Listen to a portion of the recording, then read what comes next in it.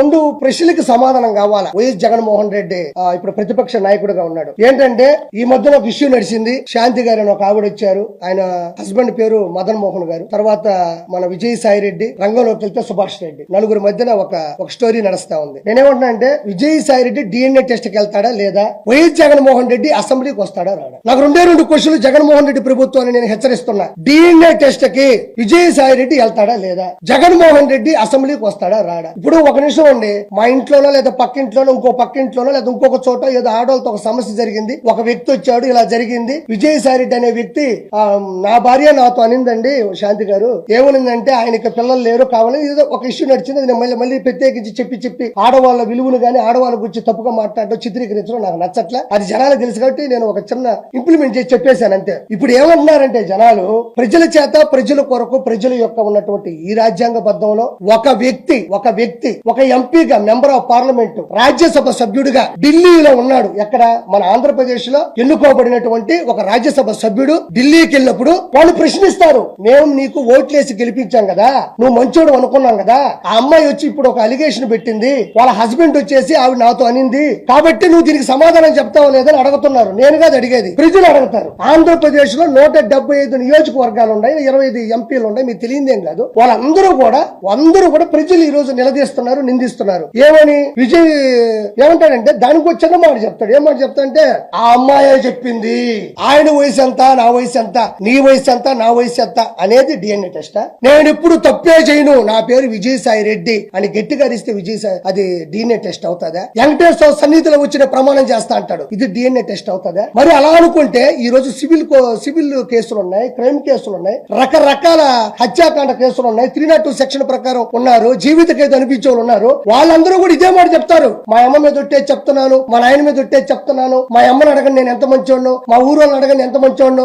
ఈ మాటలు అనేటివి ప్రజా పరిపాలనలో సరిపోతాయా? ఈ మాటలు గట్టిగా అరిచినంత మాత్రాను నేను ఎలాంటి మీకు తెలియదు అనే మాటలు తాత్కాలికం, ఏదో సరదాగా విని ఊగుట్టు వదిలేసేటి తప్ప వీటికంటూ కొన్ని టెస్టులు ఉంటాయి. DNA టెస్ట్ ఉంటుంది. ఆ DNA టెస్ట్ లో ఒక ఎంట్రీకి ఇచ్చేస్తే ఒక 10-15 నిమిషాలు ఒక రోజు చూసి ఆ జీన్స్ కరెక్ట్ గా ఉందా లేదా ఏంది అనేది ఒకటి చెప్పేస్తారు. ఇవన్నీ ఎందుకు? తప్పే ఉంది. ఒక ప్రభుత్వం ముందుకెళ్ళేటప్పుడు 4 అలిగేషన్స్ వస్తాయి, నలుగురు మన మీద అరస్తా ఉంటారు. ప్రజాస్వామ్యంలో ప్రజల చేత ఎన్నుకోబడ్డ వాళ్ళం కాబట్టి, మనం ఢిల్లీ వరకు వెళ్ళినటువంటి రాజ్యసభ సభ్యుడు కాబట్టి ప్రజలకి నమ్మించాల్సిన అవసరం మనకుంది కాబట్టి నోరు మూసుకుని మనం ఏం చేయాలంటే DNA టెస్ట్ కి అధికారికంగా ఏదో ప్రైవేటు బద్దీకరణ అవసరం లేదు, కోర్టు ద్వారానో లేకపోతే ఒక గవర్నమెంట్ అధికారంగా ఇచ్చే DNA టెస్ట్ గా ప్రజల సమక్షంలో లోపలికి వెళ్తావు వస్తావు వాళ్ళు చెప్తారు. అన్ని మీకు తెలియదా? ఈ రోజు అసెంబ్లీలోకి వెళ్తే గెలిచిన ప్రతి శాసనసభ్యుడు ప్రమాణ స్వీకారం చేస్తాడు, ఇది చట్టబద్ధం. కేబినెట్ మినిస్టర్లు చేస్తారు చట్టబద్ధం, సీఎం చేస్తారు చట్టబద్ధం, డిప్యూటీ సీఎం, అలానే ప్రతి దానికి ఒక చట్టం ఉంటది. కాబట్టి ఇవన్నీ వేస్ట్ మాటలు. అతను ఒకటే అంటున్నాడు, ఏమంటున్నాడంటే,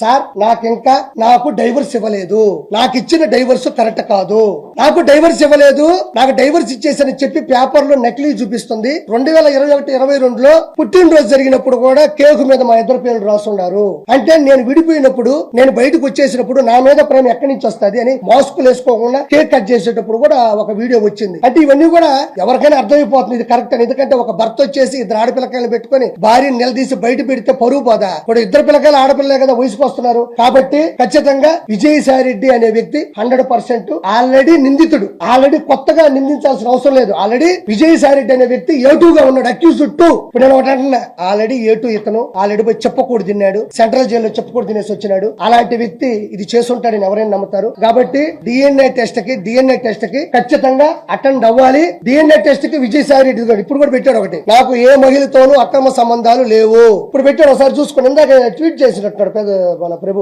చూసుకోండి, తనకు ఏ పరాయి మహిళతోనూ అక్రమ సంబంధాలు లేవని విజయసాయి రెడ్డి తెలిపారు. వెంకటేశ్వర సన్నిధిలో వెంకటేశ్వర నాశనం చేసిందే వీళ్ళు, వెంకటేశ్వర కొండని నాశనం చేసిందే ఈ వైఎస్ఆర్సీపీ ప్రభుత్వం. మళ్ళీ వెంకటేశ్వర సన్నిధికి వెళ్తాడంట, వెంకటేశ్వరని భయపెట్టిందే వీళ్ళు, వెంకటేశ్వర కొండని కూల్చిందే వీళ్ళు మళ్ళీ వెంకటేశ్వర సన్నిధికి వెళ్తారంట. ఎందుకంటే ఎగిస్తంటే 11 వచ్చినాయి, ఈసారి కానీ పోయినాడంటే మళ్ళీ ఎగిస్తాంతాడు.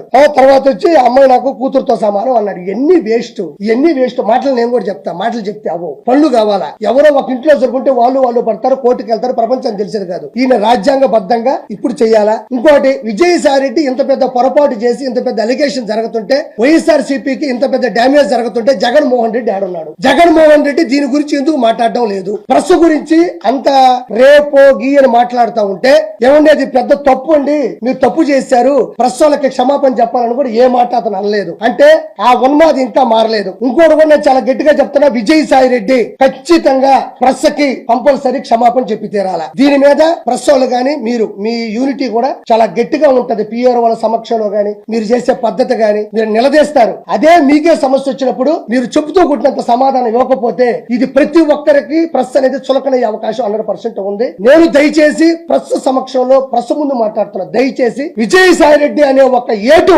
ఒక దొంగ, ఒక అవినీతిపరుడు, ఒక అక్రమార్కుడు ఆంధ్ర రాష్ట్రాన్ని సమూలంగా నాశనం చేయడంలో కంకణం కట్టుకున్న విజయసాయి రెడ్డి, లక్షల కోట్లు అడ్డగొడక సంపాదించిన విజయసాయి రెడ్డి ప్రెస్ కి 100% ఇక్కడ ఒక పార్టీ ప్రెస్ కాదు, ఓవరాల్ గా చూస్తే ప్రెస్ ఇది. ఈ మీ మనోభావాలు చాలా వరకు దెబ్బతిన్నాయి కూడా. దయచేసి అతని దగ్గర క్షమాపణ చెప్పించేంత వరకు మీరు గట్టిగా ఉండాలని మనస్ఫూర్తిగా నేను మీ తరపున కోరుకుంటున్నా.